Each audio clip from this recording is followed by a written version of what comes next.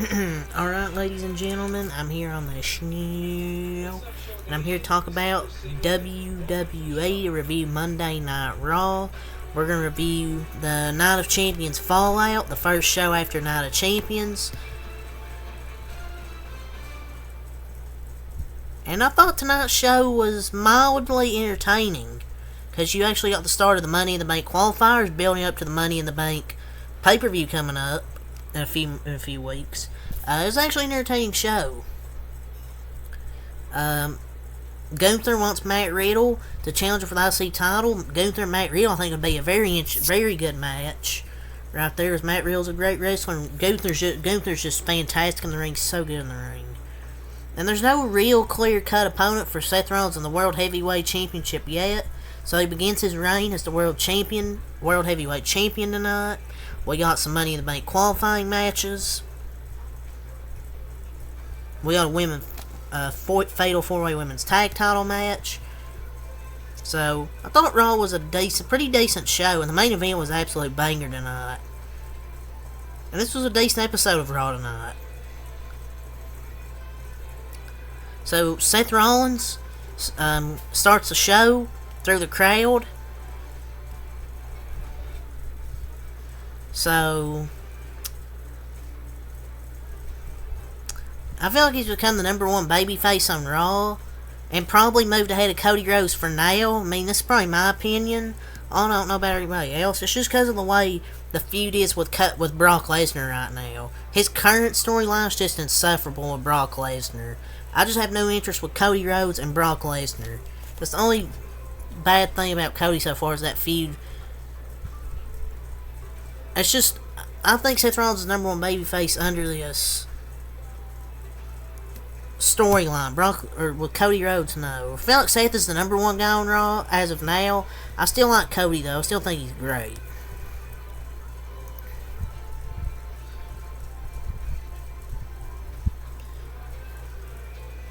And he's just being forced and stale right now because he's feuding with Brock Lesnar. There's just no real reason.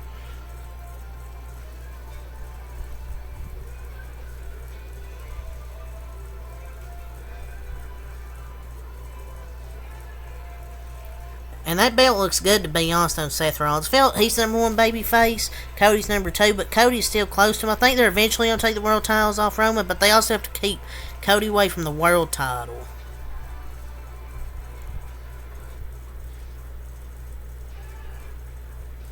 I don't think Cody's the problem. It's just WWE's production of him and having to mention his name every 5 minutes. And ever since Mania, they've just fumbled him. But Seth stole the show tonight. The fans are loving him. But Cody's above the secondary title, though, so. But Brock and Roman, his last and current feud, true main event, he's on another level.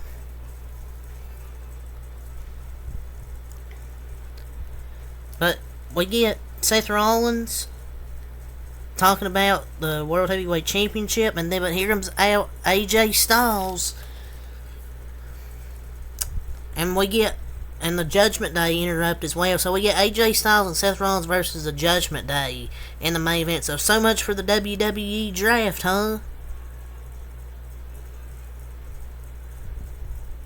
And then people say, "Oh, Adam Pearce explained it in a backstage call segment or whatever," but that makes no sense.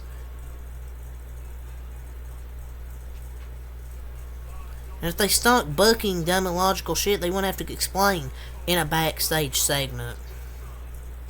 The brand split already sucks.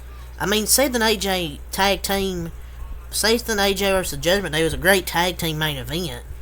But what's the point of the WWE draft? Why is the SmackDown star still on Raw? Rhea's still holding SmackDown title on the Raw show. And once the Judgment Day came out, the segment became the typical Judgment Day opening segment. Those were the three things that were wrong with this segment. But it would have been absolutely fine if AJ was there to just say congratulations, which he did, and had his respect and left. But then we get this. AJ explained why he was there.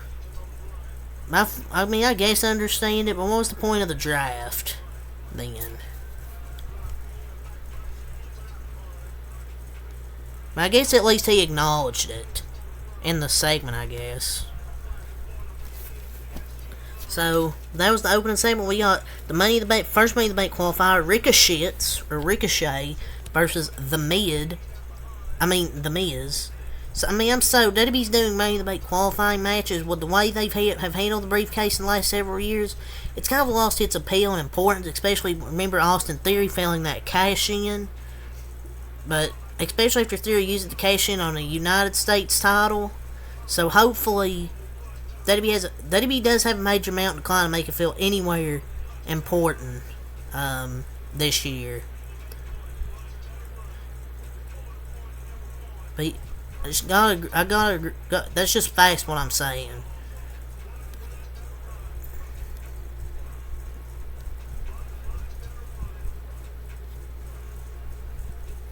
But the Miz and Ricochet, obviously Ricochet wins, advances to the Money in the Bank ladder match, but I thought this was a pretty good match.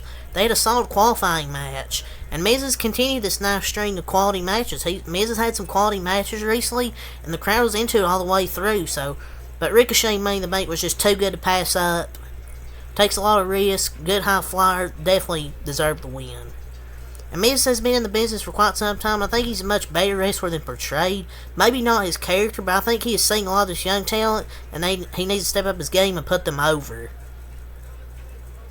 But the Miz is actually trying to improve himself and actually be serious. But I'm just glad we're finally getting qualifying matches. But he isn't that bad. He just gets put in a cringy situation sometimes from WWE. But a pretty good match here. Trish Stratus' had a promo segment. I really didn't care for it. Trish Stratus is just not too good on the mic anymore. I just hate hearing her voice. I enjoyed Zoe a lot more in this segment than Trish, because it's good that they're going to give Zoe Stark some spotlight. I don't want to, but this might be one of the best ways to go,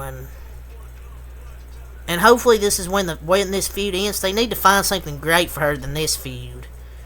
Trish speak was making my ears bleed. This feud sucks, and the piped-in crowd noises are just absolutely dreadful during these segments, so you can absolutely hear it. I thought I would have missed Trish, but she's not nearly the same. I've enjoyed Zoe Stark way more in this segment. But hopefully, I'm a big fan of Zoe Stark, and I think she's got a big future, and hopefully at SummerSlam she'll turn on Trish Stratus so we can get rid of Trish Stratus. But Trish did look good, though. I'm not gonna lie. But it's gonna be leading Becky Lynch versus Zoe Stark and Trish Stratus at Money in the Bank, isn't it? The piped-in crowd noise must end immediately. Like, they're trigger happy. Like, Zoe Stark's interesting. The only interesting thing is she's a legit worker. Like, their finisher's great. Love their stomps. And hopefully she comes out of this feud with good heat and gets a big push. I don't know why Trish is talking so much. This just isn't her role. Trish is just so cringe as a heel, in my opinion. You got Indus Sher versus the Jobbers. Indus Sher would actually be interesting if they weren't facing jobbers every week. But yeah, they win. You got the Bloodline video package from Night of Champions where Jimmy Uso turned on Roman Reigns. So you had that little thing right there. Kevin Owens and Sami Zayn segment, they come out, which I thought was a pretty good segment. And then the Imperium come out, which I'd like to see the Imperium versus Sami Zayn, Kevin Owens again. Tag team feud for the tag team championships. I think that would be a really good match. You had the Alpha Academy come out there. Basically said they were going to teach them a lesson. Then we get Imperium versus Alpha Academy. Really good tag match. And Imperium obviously gets the win. Imperium's the best in-ring tag team currently in all of WWE. But Sami and KO were really good on commentary. They were doing commentary. They were really fucking good on commentary. And they're really fucking entertaining. But you can't disagree with that. I'm just glad they didn't treat it as jobbers tonight. And they're a legitimate team. I love their presentation.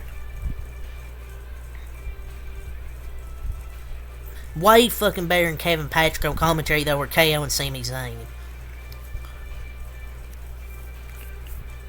Next, you got the Tag Team Championships. Raquel and Shotzi versus Bayley and Io versus Shayna and Ronda versus Sonya and Chelsea. A fatal 4 women's tag team match. And Ronda and Shayna Baszler win the tag team championships, and absolutely nobody cares. And legitimately nothing will change for the better them as tag champions. Real change would be burn the titles, create a secondary single women's championship like you've done for the men. Create a secondary title like you've did for the men. Because it would be more entertaining than this. And Shotzi was kind of a mess in that match as well. She was like a legitimate hazard. Sounds like every Shotzi match though where she's botching. And the women's division exactly the same as SmackDown before the draft, and boy, it was dead. They need to add a secondary title, because these titles are dead.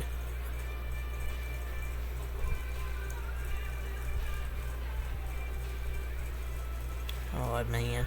Decent match at best. It was kind of a decent match, but I just didn't like it. I just didn't like Ronda and Shayna win the tag titles. That's not gonna make the tag titles any better. Next, you have J.D. McDonough versus Dolph Ziggler in a double countout with J.D. McDonough beating the shit out of Dolph Ziggler. Didn't realize he got him double counted out. But the funny thing is, they would have given a banger match given time. But I guess they want J.D. to dominate by attacking Ziggler. But they have to give banger. But I guess they will give this match in a coming week on Raw this coming week. The next Monday Night Raw, or add some stake, like a qualifying match. But J.D. McDonough's been strong, and having this feud continue. It's been a long time since the Dolphins had an interesting feud. I think it's going to be an interesting feud with J.D. McDonough. And I think it's going to build for another great match, and it's going to continue. And I think they're going to have an actual match, and that he's shown his sadistic side. He was ragged on him like it was nothing, and hopefully they get a longer match. Like I said, to add some stake to it, like maybe Money in the Bank qualifying match where he wins. But this whole squash match doesn't always get you over. Showing what you can do does. Like, a squash match doesn't show anything, but I'm glad they're doing this. Maybe he'll join the Judgment Day. It would be actually a good fit in the Judgment Day. Cody Rhodes segment, I really don't care. I just want him to end this garbage with Brock Lesnar. He basically cut a whole promo while he's scared. But he I guess cut a whole promo to tell him why he wants another match with Brock. They are 1-1. It's not really that hard to figure out. But I just want this feud to end. It's not hard to realize why he wants another match. It's 1-1, so they want a rubber match to get this, so he can get that win over Brock Lesnar and that feud be done with. What to next, where he can chase Roman Reigns. Shinsuke Nakamura versus Bronson Reed in the Money in the Bank qualifier. I'm actually surprised Bronson Reed didn't advance here. Match could have gone either way, but shit-stained Nakamura joins Ricochet Money in the Bank. Both guys needed a win, but either way, I'm not happy with an outcome. A loss of Reed doesn't matter here. I really enjoyed the match, but fucking love Bronson Reed, man. He's a throwback to the badass super heavyweights that can rip shit up. And this is the second time a wrestler beat the count, only to get pinned once they got in the ring. Probably would have rather Reed won, but this has to be a good sign for LA Knight to win on Friday, hopefully. You need some heels, so definitely thought Reed was going to win, but I'm not mad.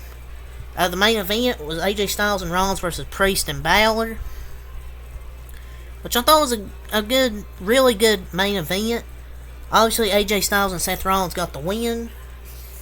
So, that's a good match to close the show. Really great talents in the ring there. Overall, I'll give it a 6 out of 10. I thought it was a decent show. There were some entertaining parts here and there. But yeah, that's all I'll say for this video. So until next time, peace.